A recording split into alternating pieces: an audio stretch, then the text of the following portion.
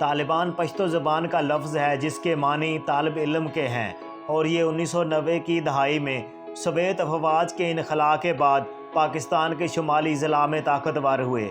کہا جاتا ہے کہ زیادہ تر پشتون قومیت کے افراد پر مبنی اس تحریک نے مذہبی مدارس میں سر اٹھایا، جنہیں سعودی عرب کی جانب سے امداد دی جاتی تھی اور جہاں سخت گیر سنی اسلام پر مبنی نصاب پڑھایا جاتا تھا۔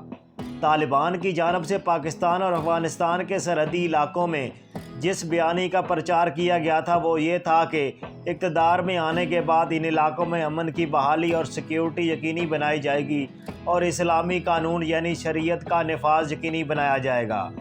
جنوب مغربی افغانستان سے طالبان نے آہستہ آہستہ ملک کے بیشتر علاقوں پر اپنا اثر و رسوخ بڑھانا شروع کیا، اور ستمبر 1995 میں انہوں نے ایران کی سرحد سے متصل صوبہ ہرات میں باقاعدہ قبضہ کیا، اور اس سے ایک برس بعد ہی انہوں نے افغان دارالحکومت کابل پر بھی قبضہ کر لیا اور سوویت یونین کو شکست دینے والے افغان مجاہدین کے بانیوں میں سے ایک برہان الدین ربانی کو اقتدار سے ہٹا دیا۔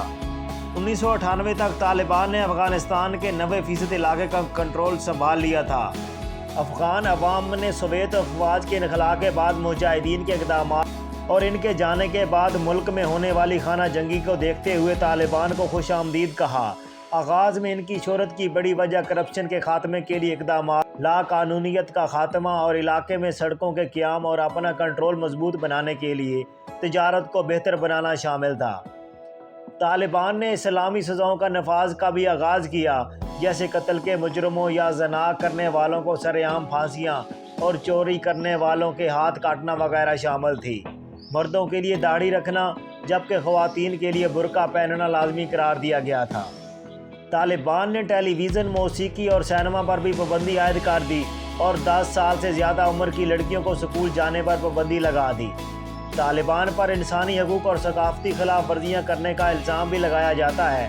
اس کی ایک مثال 2001 میں سامنے آئی جب طالبان نے وسطی افغانستان میں معروف بامیان بدھا کے تاریخی مجسمے تباہ کر دی۔ دنیا کی توجہ صحیح معنوں میں طالبان پر اس وقت پڑی جب نیو یارک میں 9/11 کے حملے ہوئے۔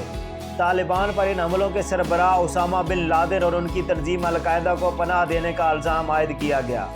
7 اکتوبر 2001 کو امریکہ کی سربراہی میں اتحادی ممالک کی افواج نے افغانستان پر حملہ کر دیا اور دسمبر کے پہلے ہفتے تک طالبان کو اقتدار سے ہٹا دیا گیا تھا۔ اس وقت چند اہم اشخاص کی تلاش میں دنیا کی سب سے بڑی مہمات چلائی گئیں، لیکن اسامہ بن لادن، طالبان کے رہنما ملا عمر اور دیگر سینئر رہنما بچ نکلنے میں کامیاب رہے۔ اکثر سینئر طالبان کمانڈروں نے پاکستان کے شہر کوئٹہ میں پناہ لی اور وہاں سے انہوں نے طالبان کو ہدایات دینا شروع کی۔ تاہم پاکستان کی جانب سے کوئٹہ شورا کی موجودگی پر لا علمی کا اظہار کیا جاتا رہا۔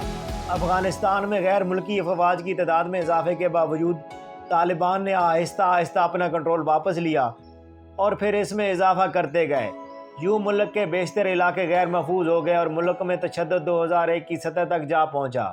2013 میں مذاکرات کے ذریعے امن کے قیام کی امیدیں کچھ دیر کے لیے اس وقت بحال ہوئی تھیں جب طالبان نے قطر میں اپنا دفتر کھولا تھا۔